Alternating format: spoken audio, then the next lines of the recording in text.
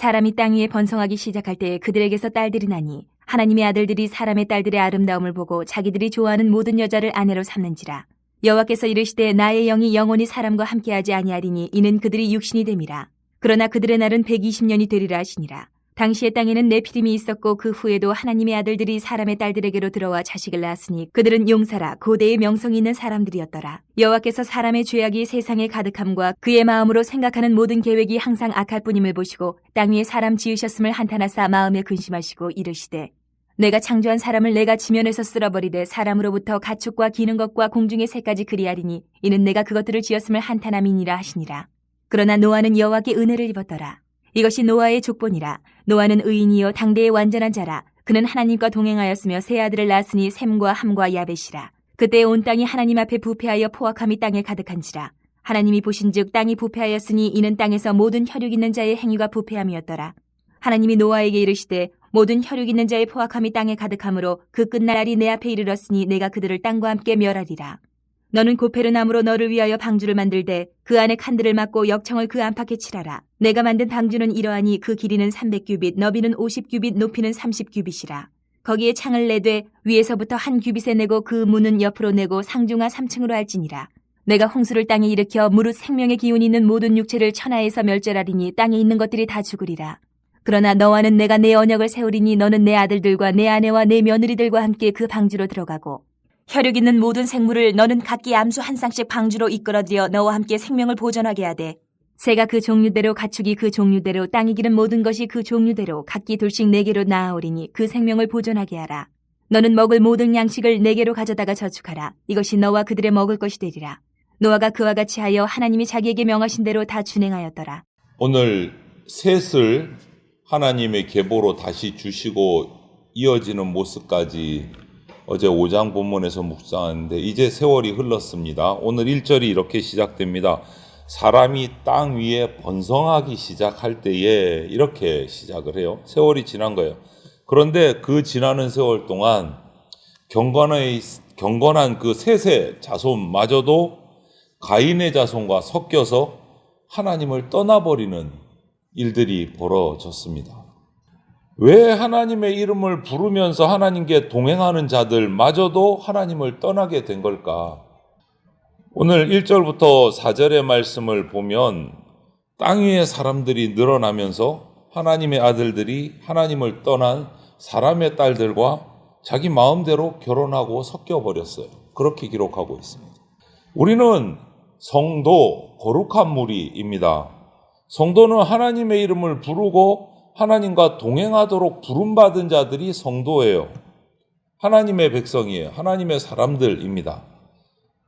자신을 위해서 애쓰는 가인의 자손의 그들의 문화에 우리가 섞여서는 안 되는 거죠.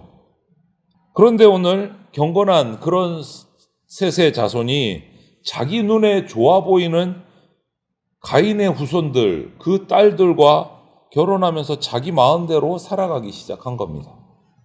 여러분, 이런 것이 사소해 보이는 잘못된 선택 하나가 우리를 하나님으로부터 점점 멀어지게 할 수 있다.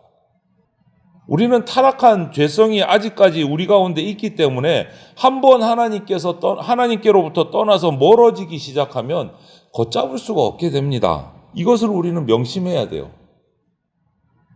지금 내가 아무리 하나님 앞에 머물고 있다 자신할지 모르지만 멀어지기 시작하면 순식간입니다. 순식간. 오늘 이런 일이 벌어졌습니다. 그런데 하나님은 당장 이 땅을 심판하지 않으세요. 왜 죄악이 가득해지는 심판을 조금 미루고 계실까? 심판할 능력이 없어서가 아니라 죄인들을 불쌍히 여기사 참아주시는 거예요. 오래 참으십니다. 그런데 분명히 끝은 있습니다. 오늘은 120년을 말씀하셨어요. 이때는 120년을 기다리셨어요.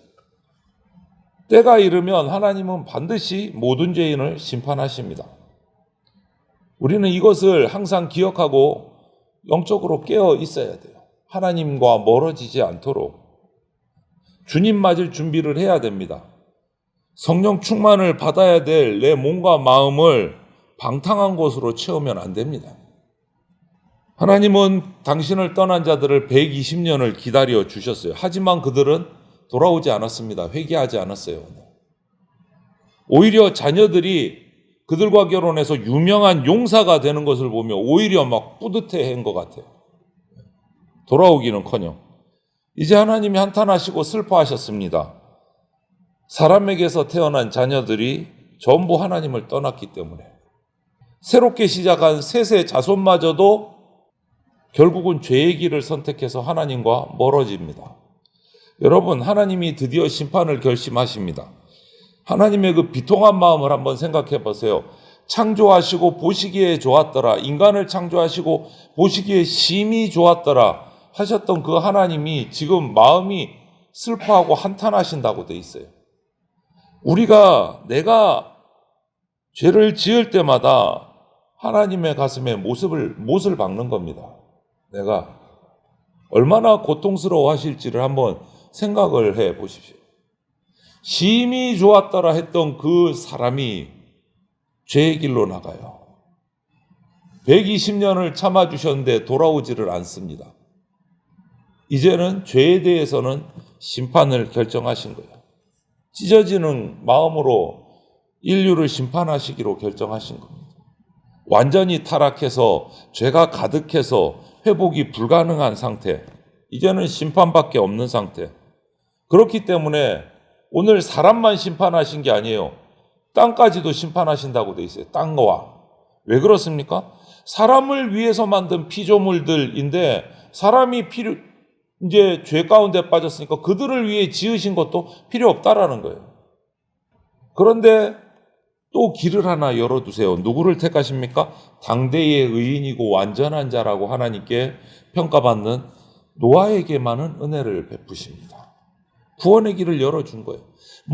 때로 멀어진 사람에게 다시 하나님께로 돌아올 수 있는 기회를 만들어 주신 거예요. 노아를 통해서, 노아의 방주를 통해서. 죄는 분명히 심판하시지만 하나님을 사랑하시기에 끝까지 긍휼을 베풀어 주시는 분이 하나님 아버지이십니다. 노아가 하나님께 은혜를 입어서 구원을 받았듯이 이때 우리도 예수 그리스도의 의를 힘입어서 구원을 받을 수 있는 겁니다. 우리 사람을 사랑하시는 하나님이 심판을 유보하시면서 돌아오기를 오늘날도 노아 때처럼 기다리고 계십니다. 하지만 그 기다림은 영원하지 않습니다. 반드시 끝이 있습니다. 예수님 다시 오실 때. 우리는 그것을 알고 노아처럼 준비해야 돼요. 그리고 하나님의 사랑을 전해야 됩니다. 노아도 당연히 욕을 먹었겠죠. 요즘 말로 미친 사람이라 그랬겠죠. 산 꼭대기에다가 배를 만들고 있으니까요. 우리도 똑같은 처지입니다. 우리가 얘기하면 비웃을 겁니다. 미쳤다 그럴 겁니다. 그래도 전해야 됩니다. 한번 생각해 보십시오. 우리가 죄를 짓지 않으면 천국에 갈 수 있을까? 답은 전적으로 타락한 인간은 스스로 구원받을 수 없습니다. 죄 짓지 않을 수가 없습니다. 다른 누군가 우리가 구원한다? 그것도 불가능합니다. 사람이 죄를 짓지 않는다고 해서 구원을 받을 자격을 얻을 수는 없습니다. 구원은 오직 하나님의 은혜로 받습니다. 하나님의 은혜로. 예수 그리스도의 복음을 듣고 믿고 구원받는 거죠. 그렇다면 내가 하나님께 구원받았으면 죄 지어도 됩니까? 그렇지 않죠. 하나님의 은혜로 구원을 받아서 살아난 사람이라면 죄 짓지 않기 위해서 애쓰기 마련입니다. 죄를 지을 수가 없는 거예요. 죄 짓지 않으라고 발버둥을 치는 거예요.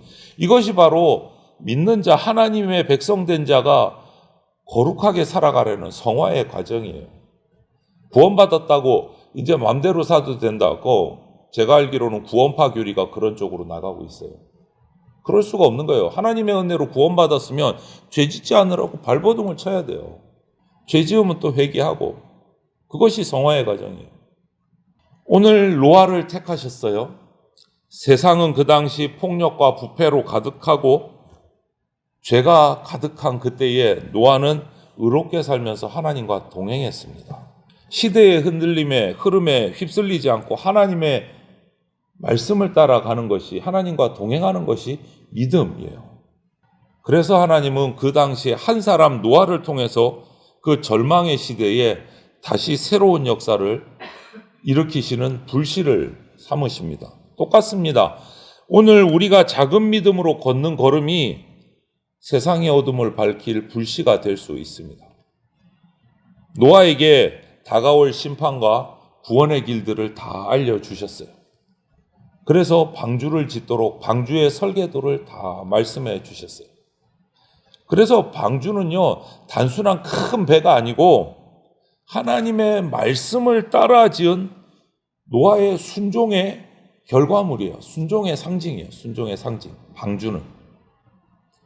세상의 조롱을 무릅쓰면서 하루 이틀도 아니고 오랜 세월 동안, 그것도 바닷가도 아니고 산 꼭대기에 묵묵히 방주를 지었습니다. 여러분도 한번 지금 당장 우리 생각으로도 생각해 보세요. 저 터널 위에 산 꼭대기에 정 목사가 배를 만든다. 사람들이 뭐라 그럴까요? 여러분들은 어떤 기분이 드시겠습니까? 똑같은 거예요. 그 순종이 가족과 인간의 생명을 보존하는 유일한 구원의 통로가 된 거예요. 이처럼 믿음은요, 감정이 폭발해서 열광적으로 막 하는 게 아니에요. 믿음은 말씀을 붙들고 오래 견디는 순종이 믿음입니다. 오래 견디는 순종이. 오늘 우리의 작은 순종이 미래의 구원을 준비하는 길이 된다. 이 패역한 시대에 우리마저 하나님을 떠나면 안 됩니다. 우리마저. 노아는 그 순종의 길을 꿋꿋이 갔어요. 흔들리지 않고. 부디 우리만이라도 예수님의 의를 힘입어서 하나님과 동행하는 의인의 길을 살아가면서 그 구원의 소식을 우리가 전하기를 소망을 합니다. 갈수록 힘들어질 겁니다. 노아 시대처럼. 갈수록 어두워질 겁니다. 예수님이 말씀하신 것처럼 말세에. 하지만 우리는 흔들리지 않고 하나님의 말씀을 따라 작은 순종으로 이 삶을 살아갈 수 있게 되기를 주님의 이름으로 축원을 드립니다. 아멘.